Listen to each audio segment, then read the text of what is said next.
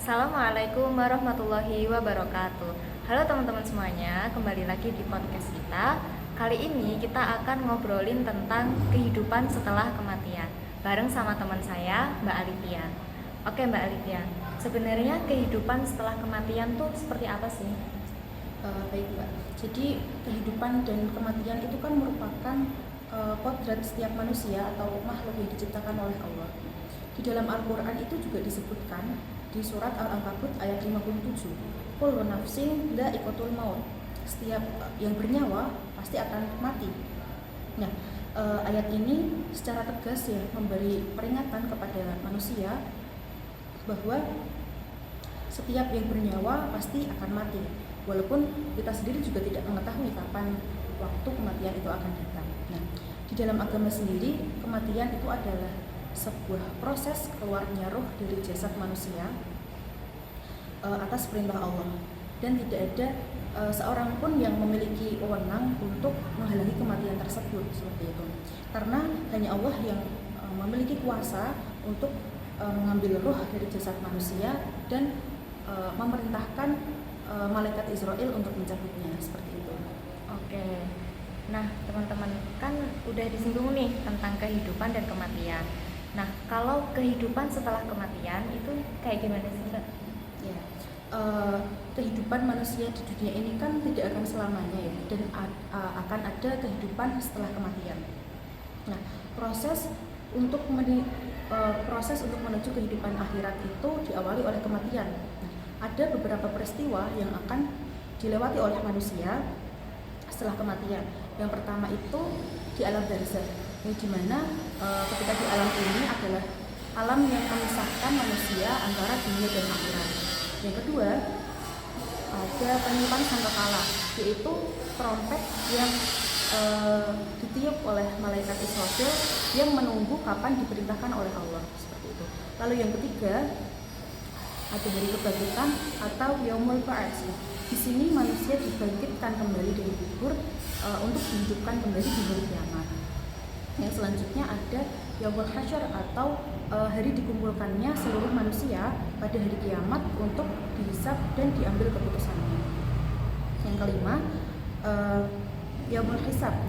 Di tahap ini Allah itu menunjukkan seluruh amal perbuatan manusia yang diperbuat, ucapan-ucapan yang mereka lontarkan, serta segala sesuatu yang terjadi ketika di dunia, baik berupa keimanan, keistiqomahan atau kekafiran manusia itu sendiri. Lalu yang selanjutnya pembagian catatan amal. Nah, di sini setiap hamba itu akan diberi kitab yang mencakup lembaran-lembaran yang berisi amal-amal perbuatan mereka ketika di dunia. Nah, lalu yang selanjutnya yaitu yaumul mizan, yaitu untuk hari di mana untuk menimbang seluruh amal perbuatan manusia. Nah, lalu yang kedelapan, setelah tadi sudah ditimbang ya amal perbuatan manusia itu tadi, maka yang kedelapan ini adalah sirat, yang dimana sirat ini adalah jembatan yang dibentangkan di atas neraka untuk diseberangi oleh orang-orang mukmin menuju ke surga.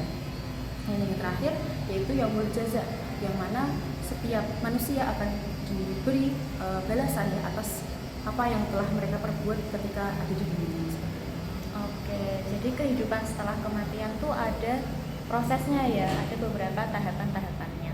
Nah, terus pada akhirnya manusia itu akan kemana sih? Gitu. Tujuan manusia pada akhirnya tuh akan kemana?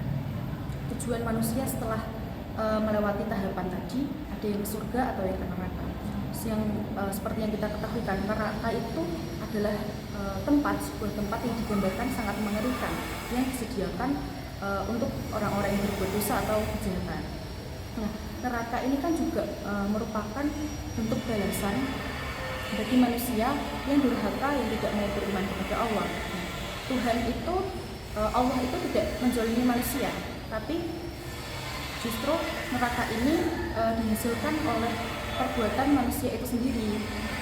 Nah, di dalam Al-Quran itu banyak ayat yang menjelaskan kelompok-kelompok orang yang diancam Allah dengan neraka. Yang pertama itu ada orang-orang kafir, orang-orang yang tidak mau beriman kepada Allah, beriman kepada malaikat, kepada hari akhir, serta mengingkari dan mendustakan kebenaran agama Allah.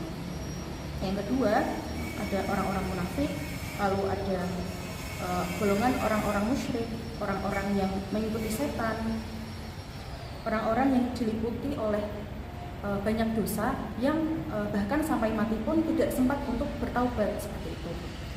Lalu untuk surga sendiri, salah seorang ulama itu Ibnul Qayyim al-Jauziyah, beliau itu mengungkapkan bahwa surga itu adalah suatu negeri yang mencakup seluruh jenis kenikmatan, kebahagiaan, kesenangan, dan sebuah hal-hal yang menyejukkan mata seperti itu. Selain itu, para penghuni surga ini juga akan mendapatkan kemuliaan dan kehormatan dari Allah. Salah satunya itu disebutkan dalam Quran surah Al-Ma'arij ayat 20 sampai 35 yang menyebutkan golongan-golongan manusia yang mendapatkan kemuliaan dan kehormatan dalam surga. Yang pertama adalah mereka yang konsisten dalam menjaga sholatnya. Lalu yang kedua, kemudian orang-orang yang mengeluarkan zakat, lalu orang-orang yang mempercayai hari pembalasan, orang-orang yang takut akan adanya azab Allah, mereka orang-orang yang menjaga amanah dan memberi kesaksian yang benar. Jadi kenikmatan yang disediakan Allah di surga itu jauh lebih besar dibandingkan kesenangan yang ada di dunia. Kenikmatan di duniawi ini tidak ada artinya dibandingkan dengan kenikmatan yang akan diperoleh ketika di surga nanti. Seperti itu. Oke, jadi itu dia teman-teman tentang kehidupan setelah kematian. Mungkin cukup sekian ya podcast kita kali ini. Semoga bermanfaat untuk teman-teman semuanya. Terima kasih. Wassalamualaikum warahmatullahi wabarakatuh.